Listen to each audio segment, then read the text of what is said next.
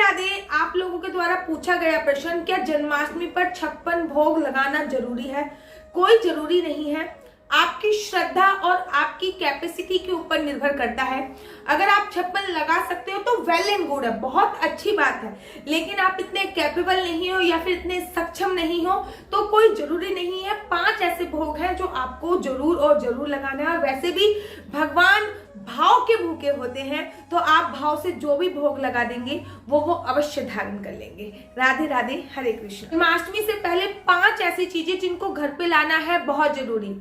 Number 1, अगर आपके घर पे तुलसी का पौधा सूख रहा है तो तुलसी का पौधा घर पर अवश्य लेके आए। नंबर 2, आपको बांसुरी लेके आना जन्माष्टमी से पहले बहुत ज्यादा जरूरी है। नंबर 3, मोर का पंख आपको लेके आना बहुत ज्यादा जरूरी है। नंबर 4, चंदन आपको लेके आना बहुत ज्यादा जरूरी है। और नंबर 5, भगवान को प्रिय लगने वाली हमेशा एक गैया मैया आपको जन्माष्टमी से पहले अपने घर पे लेके आना बहुत ज्यादा जरूरी है। राधे राधे, हरे कृष्णा। श्रीधाम वृंदावन में बांके बिहारी जी के मंदिर में जन्माष्टमी कब बनाई जाएगी? श्रीधाम वृंदावन में बांके बिहारी जी के मंदिर में जन्माष्टमी का जो उत्सव है वो 19 तारीख को बनाया जाएगा, 19 अगस्त को। तो आप लोगों से भी मैं रिक्वेस्ट करूंगी कि आप लोग भी 19 अगस्त को ही जन्माष्टमी बनाएं। बाकी आप लोगों के जो रीति रिवाज चलते आ रहे हैं उसके अनुसार भी आप बना सकते हैं। राधे राधे, हरे कृष्ण। इस प्रकार के ऐसे भोग जिनका जन्माष्टमी पर लड्डू गोपाल को भोग लगना है बहुत ज्यादा जरूरी। नंबर 1, सुबह सुबह उठते ही माखन मिश्री। नंबर 2, खीरे के बिना जन्माष्टमी का त्योहार है अधूरा। नंबर 3 और बहुत ज्यादा जरूरी, धनिया की पंजीरी। नंबर 4, चनिया तो बहुत ही ज्यादा है कंपलसरी। और नंबर 5, दूध और भात। राधे राधे, हरे कृष्णा। आप में से कोई लोग जो कि बहुत ट्राई कर करके थक चुके हैं लेकिन गर्भवती नहीं हो पा रही हैं, तो वो इस जन्माष्टमी मेरा ये उपाय अवश्य करें। इस जन्माष्टमी आपको करना क्या है? इस जन्माष्टमी आपको एक गैया की तस्वीर लेके आनी है। तस्वीर ऐसी लेके आनी है, फिर मूर्ति लेके आनी है, ऐसी लेके आनी है जिसमें उस गैया का दूध पान उसका बछड़ा कर रहा हो और वो बालाला को गिफ्ट कर देनी है। अगर आपके घर पे लड्डू गोपाल है तो उनको गिफ्ट कर दो, नहीं तो जन्माष्टमी पर आप इसको किसी भी मंदिर में गिफ्ट करके आ सकते हैं, अपने घर के मंदिर में भी रख सकते हैं। और साथ ही के साथ इसके साथ साथ एक ऐसी प्रतिमा भी लेके आइए, एक ऐसी तस्वीर भी लेके आइए जिसमें यशोदा मैया कन्हैया जी को दूध पान करा रही होगी, बांके बिहारी जी की और लड्डू गोपाल की कृपा हुई तो 1 साल के अंदर आपकी कोख भी हरी भरी हो जाएगी। राधे राधे, हरे कृष्णा। सारे लोगों का प्रश्न, दीदी पीरियड्स में जन्माष्टमी का व्रत कैसे करें? तो ये लेडीजों की बहुत ज्यादा प्रॉब्लम होती है।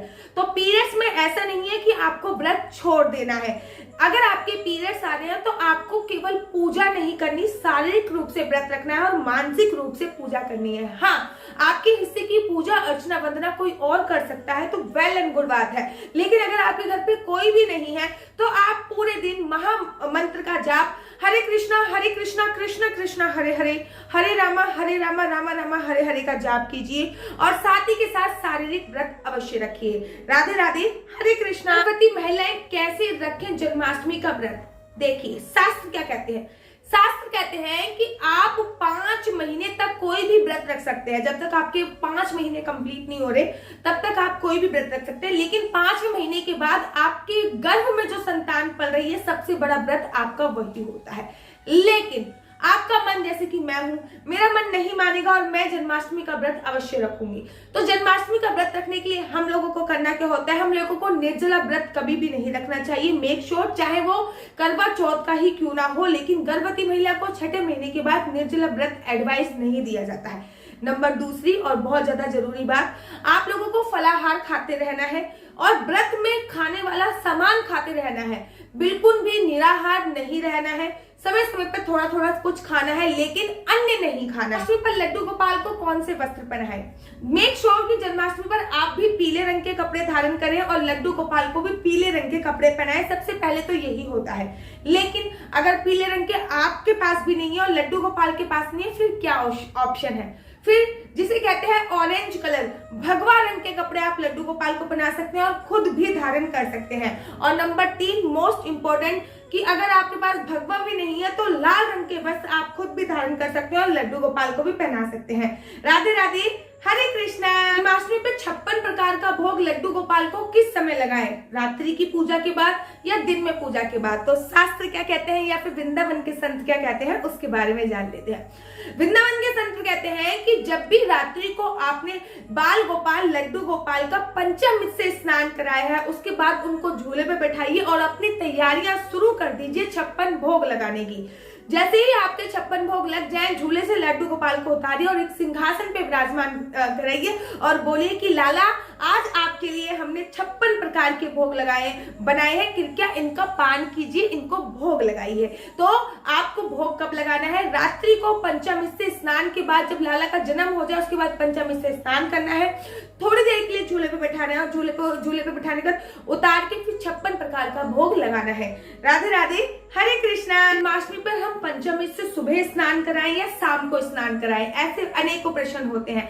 तो सुबह भी आप स्नान करा सकते हैं और शाम को भी पंचामृत से स्नान करा सकते हैं, लेकिन मैं आपको एडवाइस दूंगी कि सुबह आप केसर डाल के दूध से स्नान कराइए, उसका आपको फल अत्यधिक मिलेगा। और शाम को तो पंचामृत से स्नान आपको कराना ही कराना है, लेकिन उस पंचामृत का पान पूरे घर को करना है। और ठीक इसी प्रकार से जो केसर डाल के आपने दूध से स्नान कराया है, उसका पान भी पूरे घर को ही करना होता है। राधे राधे, हरे कृष्णा।